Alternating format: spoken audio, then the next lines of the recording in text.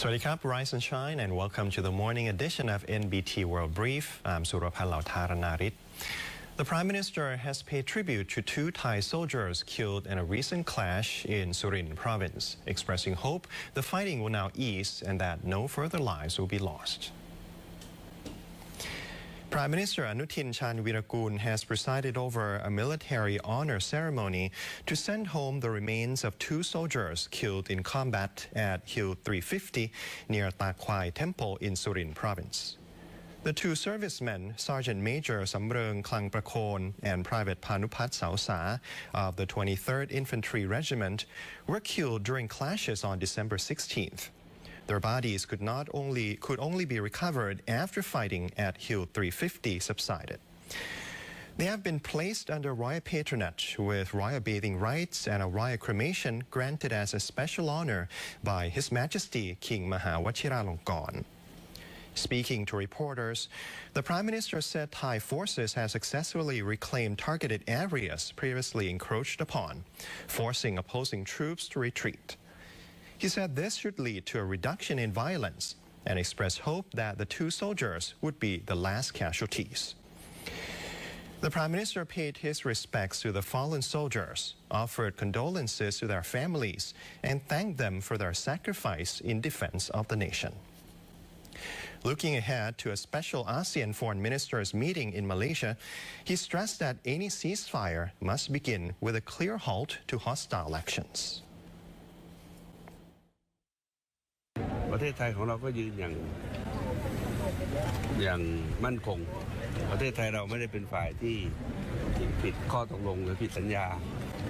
ในปฏิญญาใดๆเลยประเทศไทยของเราไม่เคยเป็นผู้รุกรานหรือคุกคามอาณาเขตของประเทศเพื่อนบ้านเลยถ้าจะให้หยุดการปะทะกันก็หยุดยิงกันซะนะครับหยุดคุกคามหยุดรุกรานประเทศเราไม่ว่าในเรื่องของการคุกคามทางด้านกองกำลังทางด้านอาวุธหรือแม้กระทั่งล่าสุดเนี่ยในเรื่องของโดรนนะเพราะเราก็ไม่อยากที่จะทำอะไรให้มันมากไปกว่านี้นะครับเราไม่ต้องการถึงการสูญเสียใดๆไม่ว่าจะเป็นฝ่ายเราหรือฝ่ายตรงข้าม The Thai-Cambodian border clashes continued yesterday at reduced intensity as Thai forces regained control of several key areas, and authorities urged residents in affected border districts to remain evacuated. The Ministry of Defense reported that Cambodian forces initiated renewed exchanges on Sunday, but Thai troops have since regained full control of 7 areas and partial control of 3 others under the responsibility of the 1st Army Region. However, active fighting remains ongoing in so-called red zones, particularly around Hueta Maria. Defense Ministry spokesperson Rear Admiral Surasan Khongsiri said Cambodian forces fired BM-21 rockets toward the Chongjuk-Tamok area in Surin province early yesterday. Later, a Thai Marine stepped on a newly planted PMN-2 landmine while on duty in Ban Nong Ri. He is the 8th serviceman injured by landmines and is currently receiving treatment at a hospital in Chantaburi. The Army confirmed it has fully reclaimed Hill 350, previously seized by Cambodian forces. Meanwhile, the Navy reported that the border defense units regained control of Ban Tha Sen in Trat province, including the Thamoda casino complex, which Cambodian troops had been using as a command base. Authorities continue to urge residents in 4 border districts of Sa Kaeo province to remain evacuated, as Cambodian artillery, rockets, drones, and FPV loitering munitions have been detected across multiple locations. Authorities urge the public to closely follow official updates and comply with safety advisories as the situation remains fluid.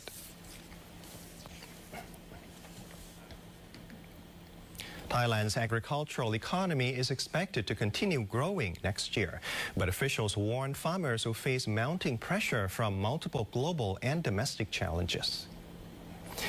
The Office of Agricultural Economics says Thailand's agricultural economy is likely to expand in 2026, with agricultural GDP growing by 3.3% in 2025 compared with the previous year,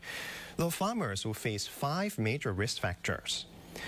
Crop production recorded the strongest growth at 4.6%, while the fishery sector saw the weakest performance, contracting by 1%.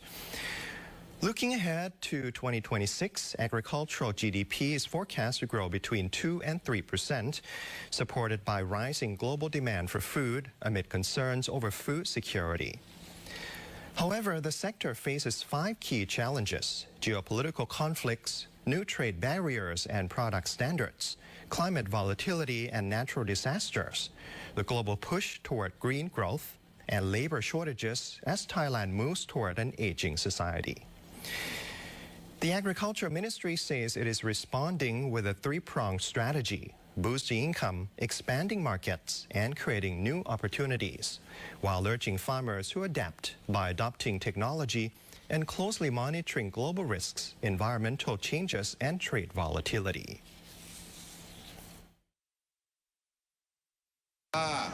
พี่น้องเกษตรกรกลุ่มใดที่สามารถปรับตัวได้นะครับเข้าสู่เรื่องบริหารต้นทุนได้โดยภายใต้ใช้เทคโนโลยีที่เป็นเทคโนโลยีการเกษตรสมัยใหม่หรือเป็นเทคโนโลยีชีวภาพเช่นถ้ามีการใช้ IPM หรือว่าใช้สารชีวพันธุ์มีการปรับปรุงบำรุงดินที่ดีซึ่งก็จะทำให้มีการประหยัดต้นทุนการใช้ปุ๋ยเคมีแล้วก็สารเคมีการเกษตรกลุ่มที่ปรับตัวได้นะครับแล้วก็กลุ่มที่ใช้ข้อมูลทางการตลาดมาเป็นมานำแล้วก็สร้างความหลากหลายด้านรายได้เพิ่มขึ้นเนี่ยกลุ่มนี้เนี่ยก็สามารถที่จะมีแรงขับเคลื่อนไปข้างหน้าได้ With the New Year holiday approaching, the Transport Ministry says it is fully prepared to ensure safe and smooth travel nationwide. As Thailand counts down to the New Year 2026 holidays, the Ministry of Transport has launched a nationwide campaign to prevent and reduce road accidents, focusing on people, vehicles, and road safety. Deputy Prime Minister and Transport Minister Pipat Ratchakit Prakan presided over the launch of the campaign Fit to Drive Happiness Across Thailand, Safe on Every Route.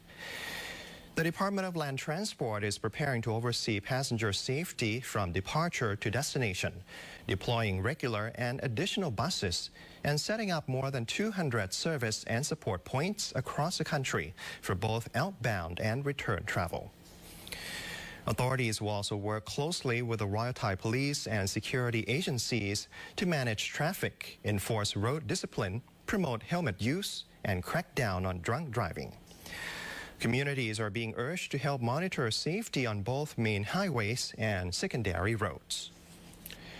The Transport Ministry has set a target to cut road accidents by at least 5% annually, aiming to ensure the New Year holiday is a time of safety, confidence, and peace of mind for both the public and tourists nationwide. PHANG province has kicked off its annual cultural street, showcasing the best the province has to offer and promoting cultural tourism while supporting local communities. The PHANG Provincial Administrative Organization has officially launched the PHANG Cultural Street, also known as the Takua Pa Old Town Cultural Street. The project is the province's first cultural walking street and builds on an initiative that has run for more than a decade under the name Takua Pa Old Town Stories of the Past. The street highlights traditional ways of life, local wisdom, and PHANG's unique food culture, inviting both Thai and international visitors to experience authentic local flavors and traditions. Visitors can browse through stalls selling traditional dishes and local handicrafts and watch live demonstrations of signature Takua Pa foods with tastings available throughout the event. PHANG Provincial Administrative Organization Chief Executive Bamrung Piyanam Wanit said the project encourages community participation, raises awareness of cultural heritage, and creates pride, while also generating sustainable income for local residents. The Taguapa Old Town Cultural Street will be held every Sunday from 3 p.m. onwards, with the opening day drawing strong interest from both Thai and foreign tourists. And that's a wrap for our morning news report. You can stay updated with the latest developments and more stories by simply scanning the QR code on your screen to access our full coverage across all media platforms. Until next time, I'm Suraphalautharanarit. สวัสดีครับ